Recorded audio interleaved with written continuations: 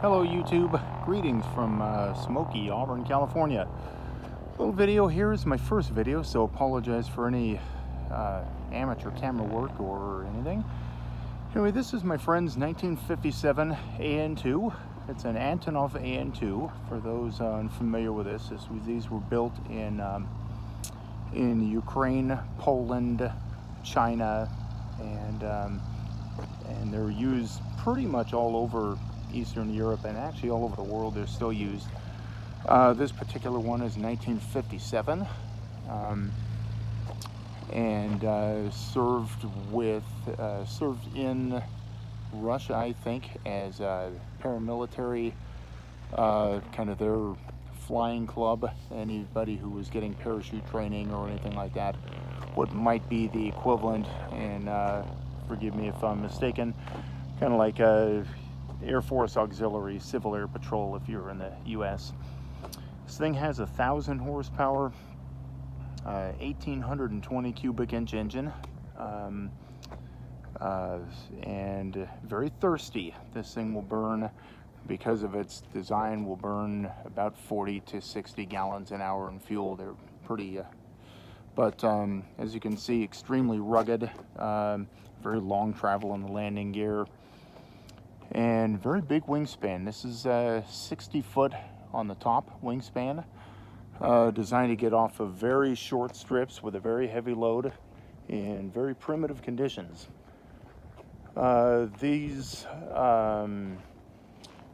made something almost 20,000 of these airplanes all over the place, and again, they're still used in places where short field performance with a heavy load is needed.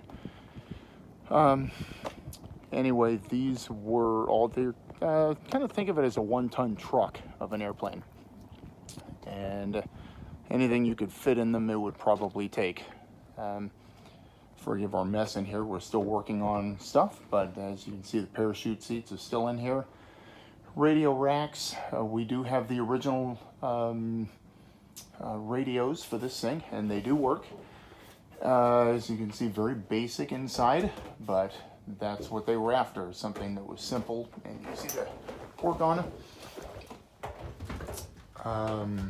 All the warning labels, things like that, weights, maximum weights are still in the airplane. Most of this is actually very original. And as you can see, everything is very accessible. We've been working on this, getting the control surfaces in order, but everything is very easily accessible, and when it does go wrong, it's very easy to fix. Anyway, I'll show you the cockpit here. Okay. It still has all of its original switch gear. Instruments are in metric, not in knots or miles an hour. And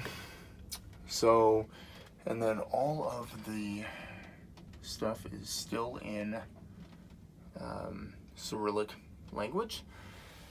All of the switch gear, the radios, still there. Fuel, carburetor heat, prop, throttle, and mixture right here.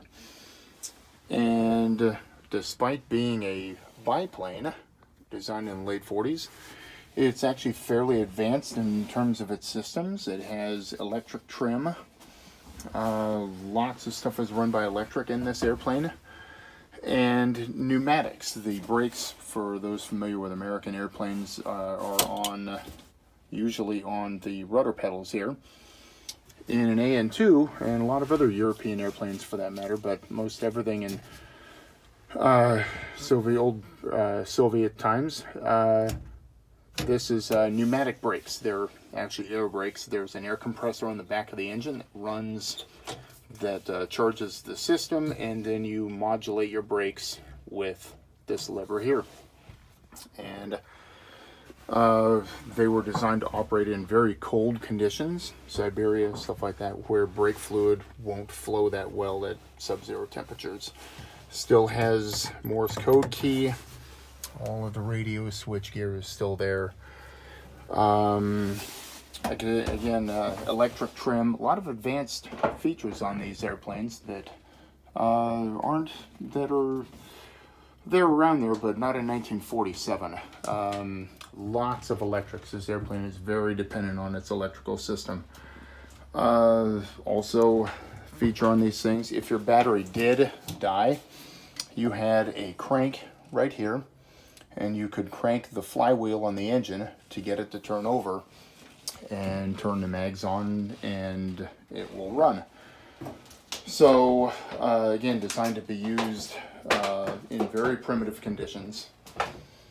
And I think, and forgive me again if any of you Russian speakers out there, I think these were nicknamed the kukuruznik, which is the corn husker or corn, whatever person deals with corn.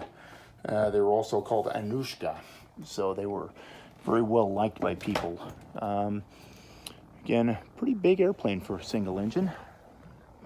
Pan around here, and so it has flaps and on both wings, so it's designed to get off in very short fields. And again, and despite the worn looking paint and everything else, the structure is in actually very, very good shape for being as old as it is and being as hard used as this particular one was. Take you around the back here. Oh, to get up on top of the airplane where you have to fill the tanks, or up in the wing, it says 320 gallons of fuel. They build these steps into the side of the fuselage where you put your hands and your feet and you can climb up and walk on top of the airplane. Walking under the horizontal stabilizer here. Unfortunately, she sits outside, so birds and everything aren't really kind to her, but we try and keep her up as best we can. And going around here, and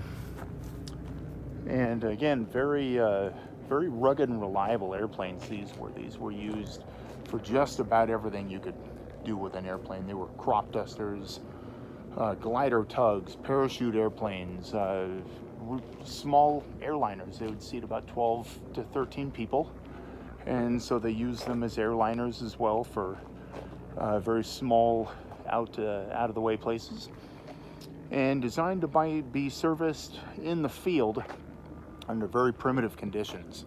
So landing gear here is very rugged.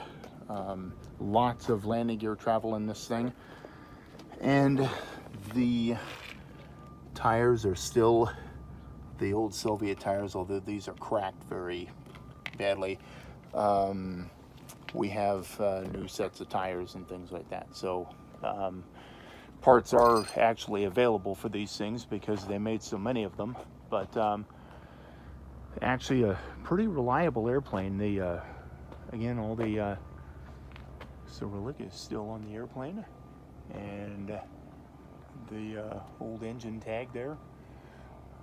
These engines were developed from the Wright R1820, which was licensed built in Soviet Union in the 30s, and they developed this engine. These powered a lot of airplanes in the post-war years, immediate post-war years in Soviet Union, and still power these today, although some people are putting turbine engines on these things, which really make them a performer. But we're trying to decide what to do with this thing. Not really able to use them commercially in the States, but like to take it to air shows and show people what these things were. They're very unusual here, and so I don't know, leave your comments and let us know what you think we should do with this thing. Would hate to see it go. Hate to see it go the way of the dodo bird. I think a lot of these airplanes, no matter what country they came from anymore, should be saved, but I'm kind of an old guy that way. But anyway, let's know what you think. And again, I apologize for any amateur camera work here, but my first YouTube video. So thanks a lot. Bye.